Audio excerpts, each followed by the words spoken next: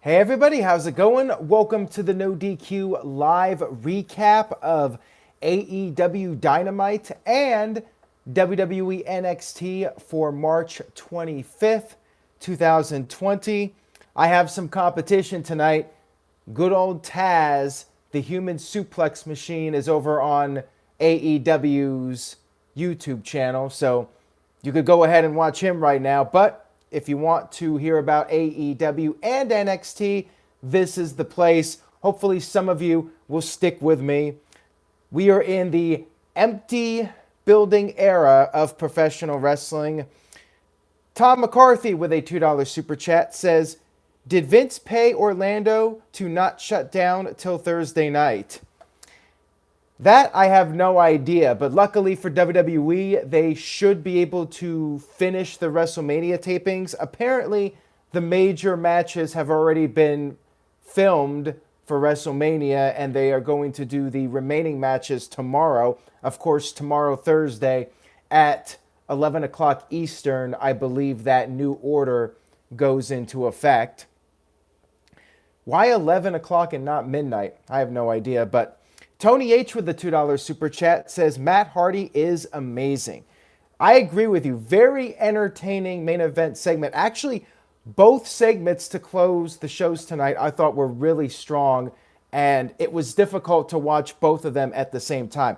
But we will talk about both AEW and NXT. I think Taz is just talking about AEW. So if you're looking for both, you've come to the right place.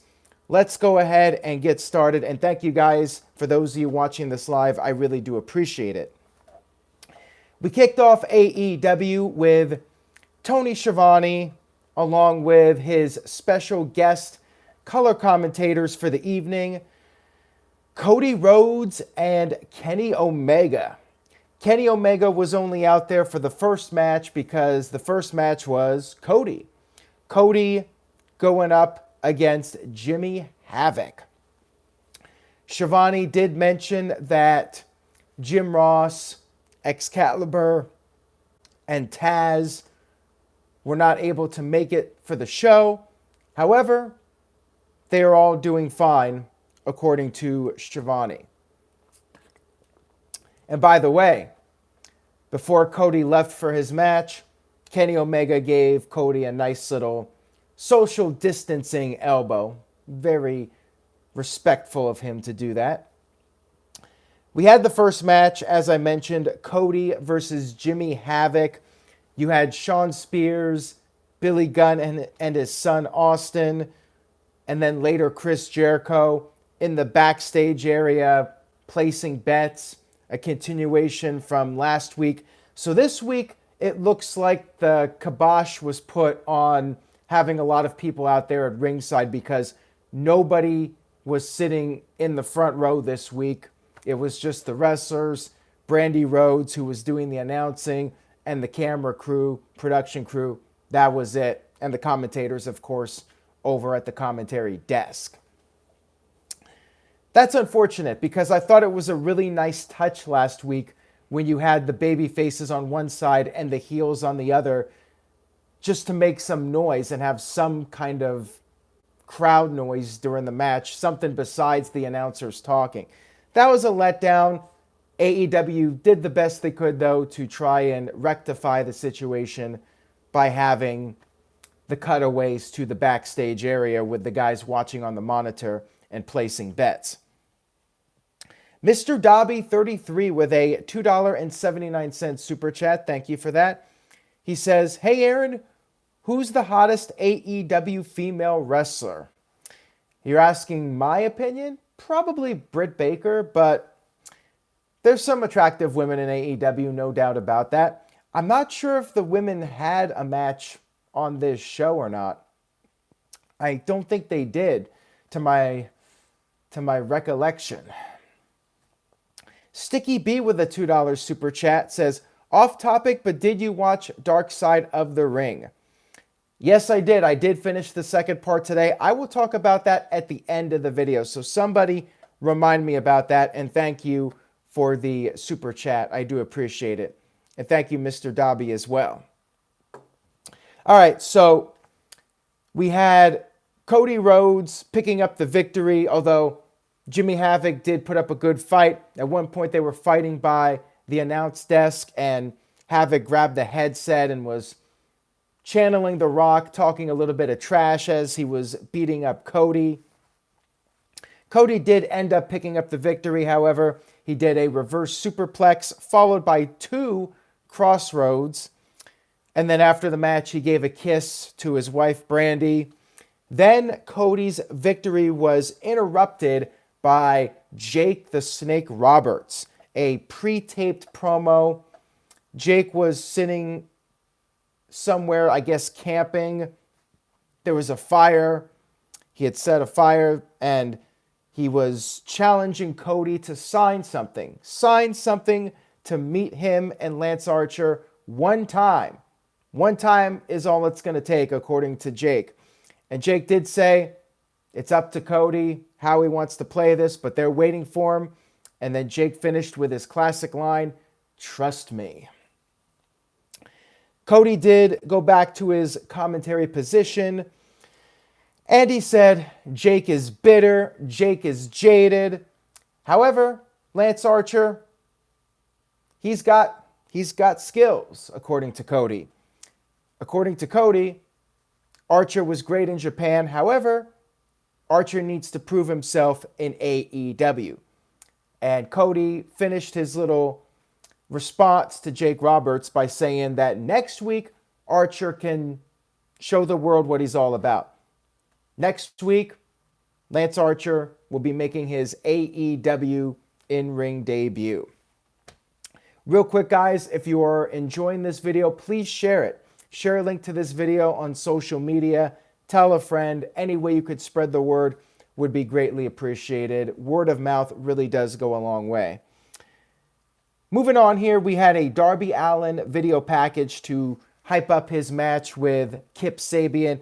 He doesn't really see anything super bad in Kip. And as he was cutting this promo, he was wearing face masks of the Inner Circle members. We had the match, and Cody on commentary was bringing up how back in the day, Sting would wear the face paint and the little kids would wear the face paint, and Cody sees a similar thing happening with Darby Allin. Funny moment here, during the match, Tony said they were going to commercial break, but then there was no commercial break, and Cody and Tony were talking about the barricade, and Cody was talking about how he designed it, and that was a little bit of a strange moment, but we came back from commercial, and Darby Allin picked up the victory with the Last Supper, which is a Gibson leg lock, according to Cody Rhodes. Cody had to make it clear what the actual technical name of the hold was. Decent match here between these two. Nice showcase for Darby. We had Jake Hager versus a guy named Chico Adams. Basically a squash match. Jake won with the sleeper submission. And then after the match was over, we had Jon Moxley come out. There was a brawl between the two of them. Moxley got the best of Hager. Hager took off. And then after the break, we had a backstage promo from Moxley. He called Hager a big, gruesome son of a bitch. And he warned Hager to look in his blind spots. And now Moxley's out for blood. He said Hager is not walking away at all. Moxley vowed to have Hager taken out on a stretcher, or Moxley will die trying. Maybe this was a tease for a stretcher match, AEW stretcher match. That might be interesting. We had a recap of Brody Lee's debut as the Exalted One. Of course, for those of you that don't know, Brody Lee is the former Luke Harper. And then we had this vignette with Brody Lee and Dark Order members having a fancy steak dinner. Brody Lee was dressed in a suit. He talked about how they are the lions of AEW. They prey on the weak. But then Brody told one of the guys that he gets to eat first and the other guy cannot eat until Brody is done eating. Brody ended up kicking that guy out of the room, and then the other guy sneezed. He sneezed into his mouth. But the bottom line is, this was a knock on Vince McMahon, because Vince is known for his steak dinners, and he's also known for hating when people sneeze. I know some people were thinking that this was just a reference to the coronavirus, but I think this was actually a reference to Vince, a nice little jab at Vince. Last week we got the line about Christopher Daniels being another out-of-touch old man that doesn't believe in Brody Lee. This week we have the guy sneezing, and Brody gets pissed off, and he kicks the guy out of the room and finishes his steak dinner. We had Brody Lee come out for his debut match against QT Marshall. Lee dominated the match, picked up the victory with the Black Hole Slam, followed by the Discus Lariat, and then he left a Dark Order mask on QT's body. So looks like the Dark Order is still going to try and recruit people into their cult group. Mr. Dobby 33 with a $2.79 super chat says, please finger screen and say F the coronavirus. Well, F the coronavirus, I'm not going to finger screen, whatever that means. I guess give the screen a middle finger. I'm not going to do that because I'm not sure if YouTube will demonetize me for that. I have no idea, so I'm not going to take that risk. As it is, I try to watch my profanity because YouTube is very strange. True story here, guys. A couple weeks ago, the No DQ review video that we did got restricted, where limited or no ads are shown on the videos because I used the word coronavirus in the title of the video. I'm dead serious here. That's how crazy YouTube is. I had to appeal it. They manually reviewed it and then said, yes, your video is suitable for all advertisers, and the video was good to go. Of course, by that point, pretty much everyone that was going to watch the video did, so I lost out on ad revenue. I try to avoid profanity as much as possible because YouTube is very strange with how they flag videos, and yeah, their system's screwed up. We had a recap of Matt Hardy's debut from last week. There was also a recap of Nick Jackson's injury, and we got an update on Jackson's injury courtesy of AEW's West Coast correspondent, Vanguard One. Vanguard One, the drone of broken Matt Hardy, flew to Nick Jackson's home, and it flew into his garage. Nick was there training, working out.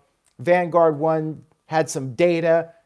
Nick Jackson is 61% recovered from his injury, but then Jackson tried to grab Vanguard One. Vanguard One had to fly away in order to keep that 6 feet of distance, social distancing, of course.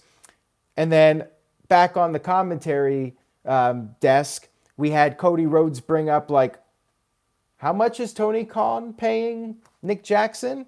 I guess Cody was a little bit jealous of the size of Nick Jackson's home. TJS with a $2 super chat says, major effing props to AEW. Great character, DEV/videos development. I was wondering for a second, what is DEV? Oh, development. Thank you for that, TJS. I do appreciate it.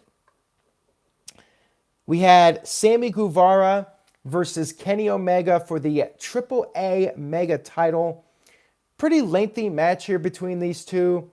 Sammy Guevara was trying to taunt Cody Rhodes throughout the match. He had these caricatures at ringside. Nice little creative thing to do with the empty seats. And Sammy started making out with a drawing of Brandy Rhodes. Later in the match, Sammy was talking to Brandy at the ringside area, and she slapped him in the face. Pretty weak slap, but hey, I guess she didn't want to hurt the poor guy and ruin his face for real. He's a handsome guy. You got to protect that face in kayfabe and in real life. Kenny Omega, after a back-and-forth match, finally picked up the victory with the one-winged angel. And TR Sega with a 200 yen super chat, thank you for that, says, I would love to see you do an AEW review with Brian Zane.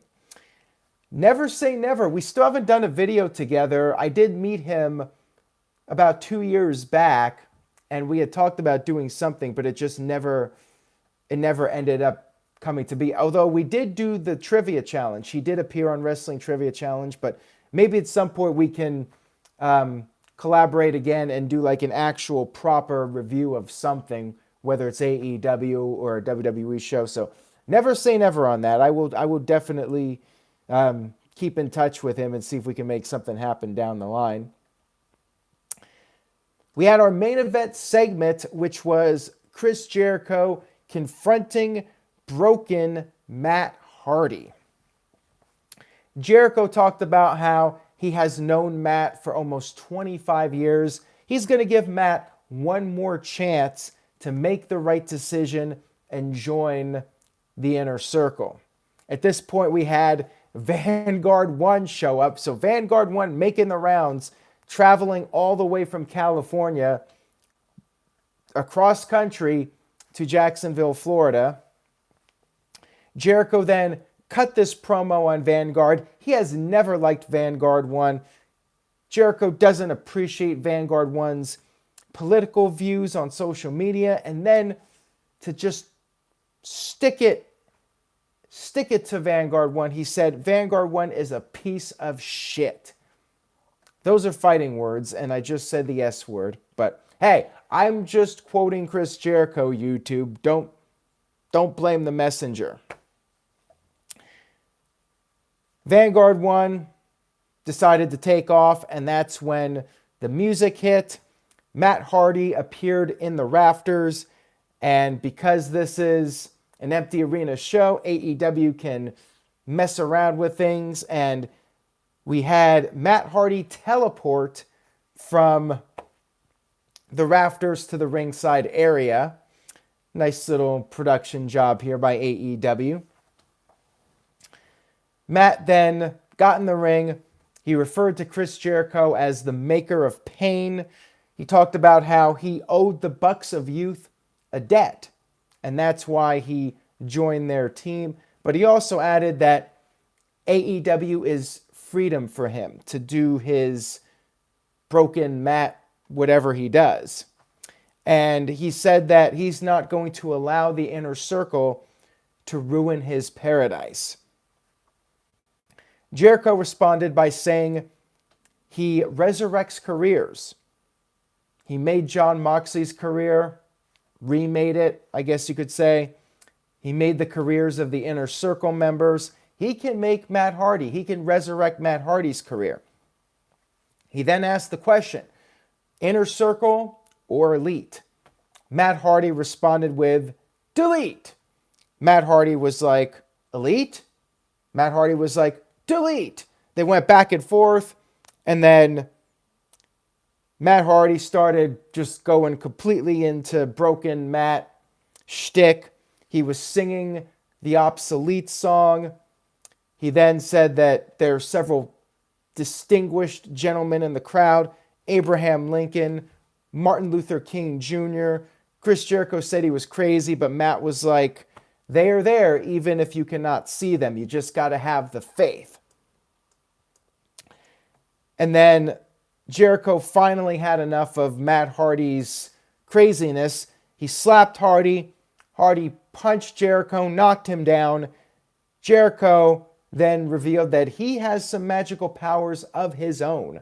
And that's when Hocus Pocus, Abracadabra, Sammy Guevara came in the ring, attacked Matt Hardy.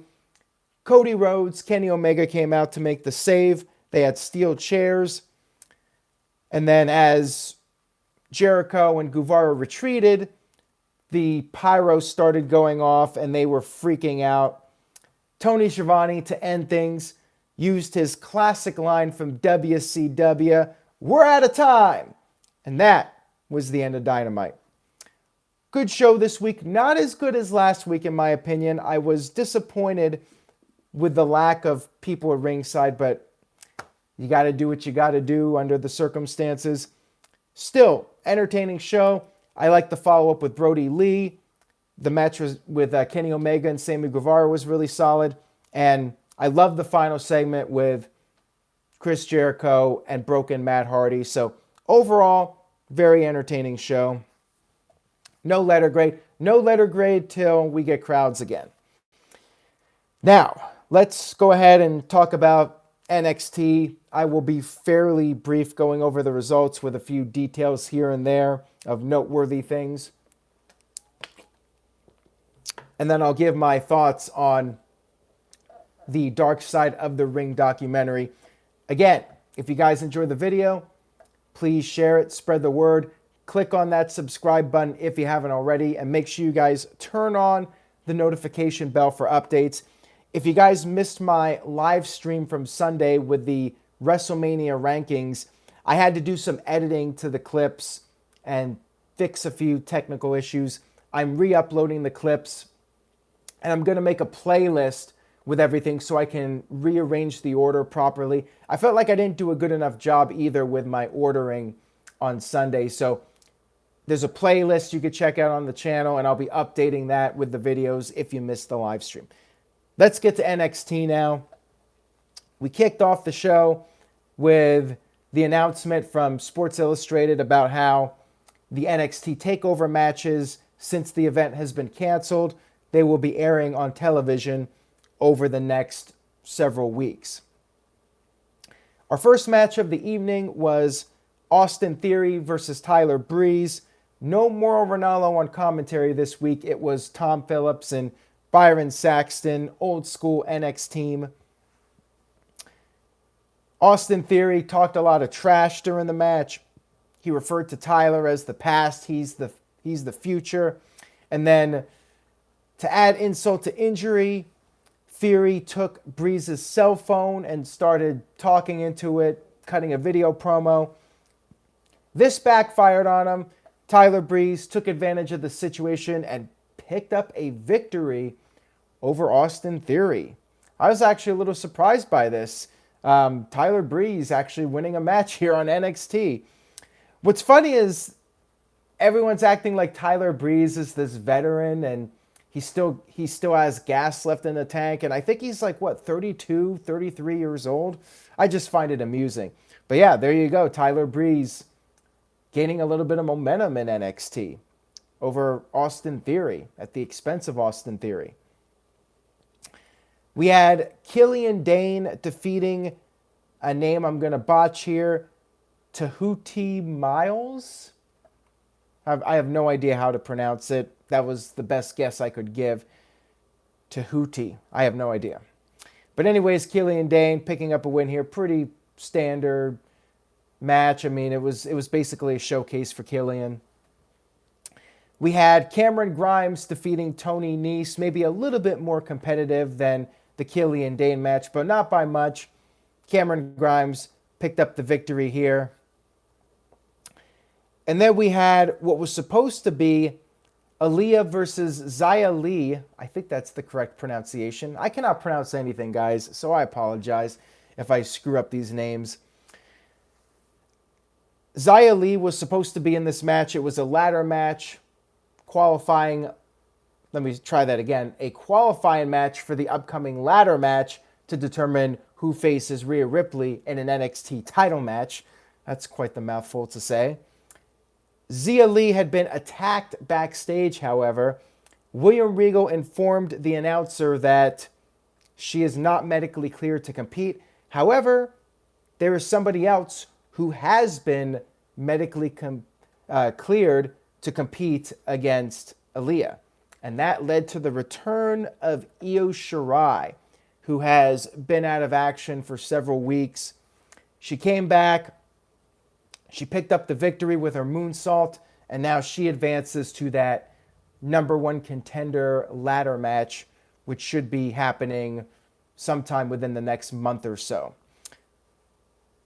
Next up, we had Keith Lee. Woo, woo. Come out for an in-ring promo.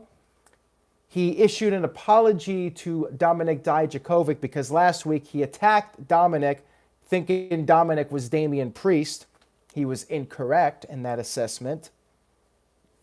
Dijakovic came out, said he doesn't give a damn about the apology. He only cares about the NXT Championship. He said that he has too much respect to attack Keith Lee from behind. This led to Damian Priest coming out. Damian said that his eyes are on the North American title prize and that he needs that title for his name to live forever. And Keith Lee was like, well, you're coming out challenging me. That's one way to not live forever. This led to a fight breaking out between the three of them. Big brawl. But then as Dominik and Keith were going at it, Damian Priest and Keith Lee were going at it. Dominik Dijakovic did a big dive onto both of them. And they were just standing there waiting to catch him, but whatever. Dominik did the big dive, and then he stood tall, and it was announced next week we're going to get the first of, I guess, a month's worth of NXT TakeOver matches. Next week, it's going to be Keith Lee defending the North American title against Dominik Dijakovic and Damian Priest. And this, of course, was one of the matches rumored for the TakeOver pay-per-view.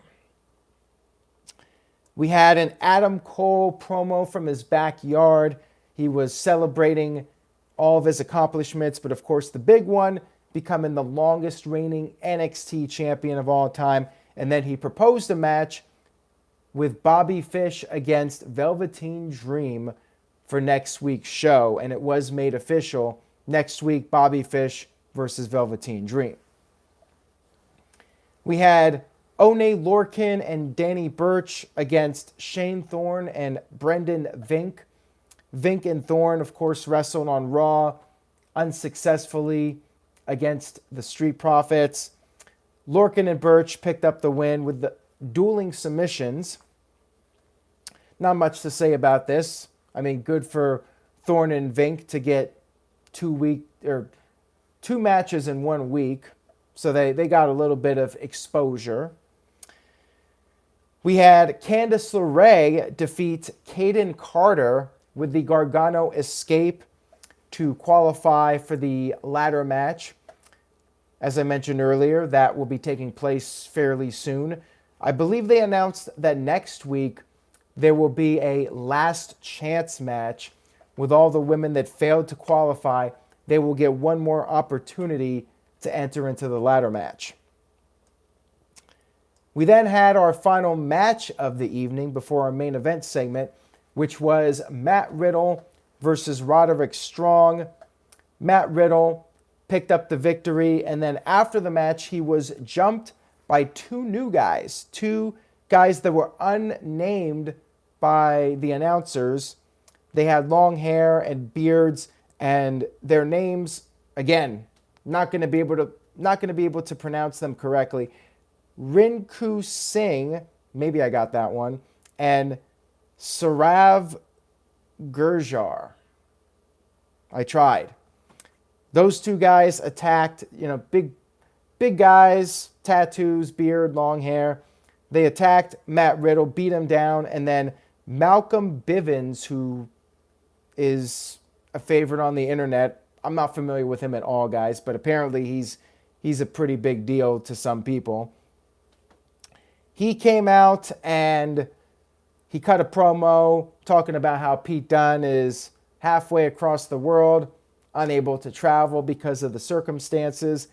And Bivens thought that this was the perfect time to introduce the world to the future of the NXT tag team division. And again, Bivens apparently is really popular on Twitter. So, yeah, I know nothing about the guy. I mean, I've seen a couple of his tweets, but apparently he's a cult favorite. We then had our final segment of NXT. Triple H came out introduced Johnny Gargano and Tommaso Ciampa, and Triple H was serious about settling things between these two guys.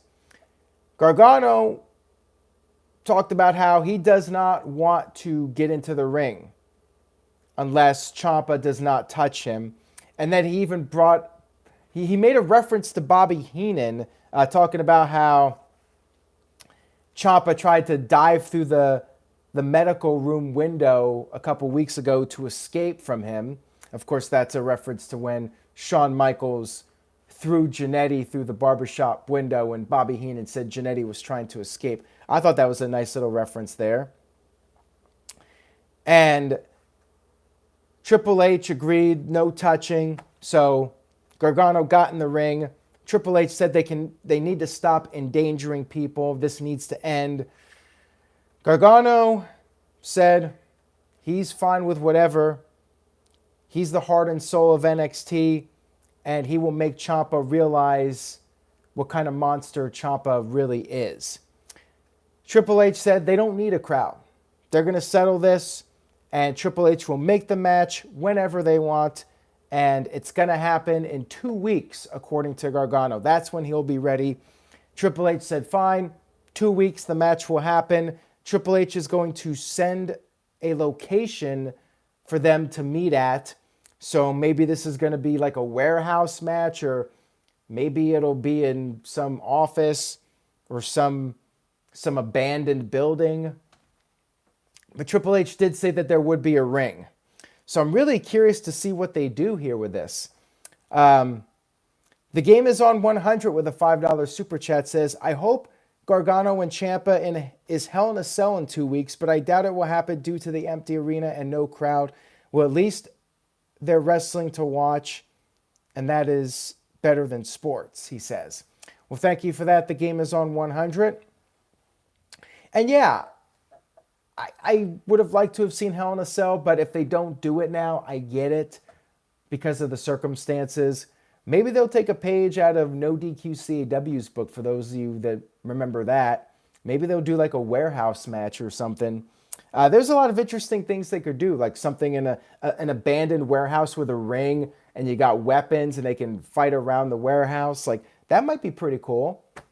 So there's some cool stuff they could potentially do with this. But yeah, that's going to happen in 2 weeks. But before we could wrap things up, the TikTok promo popped up on the screen, which people are speculating is Killer Cross making his debut soon. Nice ending to NXT. Really good segment here with these guys. I like the TikTok promo at the end as the cliffhanger. So both shows ended really strongly. I don't think either show was as good as a normal show with a crowd, but I think both shows were still pretty good under the circumstances, and I'm glad NXT went back to a somewhat regular format this week. Next week's going to be a big show. As I mentioned, the ladder match, qualifier, last chance, whatever you want to call it, the North American title triple threat. And then in 2 weeks, we are going to have the Johnny Gargano and Tommaso Ciampa match. And then we'll probably have the ladder match in 3 or 4 weeks. And of course, Adam Cole, as I was spitting out there, against Velveteen Dream at some point. But next week, it's actually Dream versus Bobby Fish. Now, thank you, Tom McCarthy. I got to bring up Dark Side of the Ring here real quick. It's deep, guys. I knew going in it was going to be depressing to watch, and I was preparing myself for that. But man, it really breaks my heart to watch it. It is very deep, and David Benoit, I feel just terrible for them, and Nancy Benoit, and even Chris to a degree, considering everything that he went through. I think everybody got their chance to have their story told. Nancy Benoit, I think the producers did a good job talking about her life and making it clear at the end that she should be remembered. And same thing with Daniel Benoit. And David got to pour his heart out and talk about the situation. And, they brought up the CTE with Chris, brought up the effect of Eddie Guerrero's death on him. So just all in all, very thorough, very well done documentary. And yes, Tom, they even mentioned, Chris Jericho mentioned Nese should be in the Hall of Fame. So yeah, everybody got attention in the documentary and their stories were told. You got all these different perspectives on it. And Nancy's sister was a big part of the interview. And I really like the end when Chris Jericho arranged the reunion between Nancy's sister and David Benoit. So check it out. It is available. The first part is on YouTube on Vice TV's channel. And if you actually go to Vice TV's website or download their app, you can watch the second part for free as well. So highly recommend checking it out. But I warn you, it is very depressing to watch. So on that note, I will go ahead and wrap up this live stream. Thank you all so much for watching. And stay tuned to NoDQ.com for the very latest regarding WrestleMania. And I will see you guys Friday night after SmackDown to talk about the very latest. And don't forget, No DQ Review tomorrow night, 7 p.m. Eastern, 4 p.m. Pacific. I'm sure we'll talk about all the current events in wrestling. Thanks everyone for watching as always, and I will see you guys next time.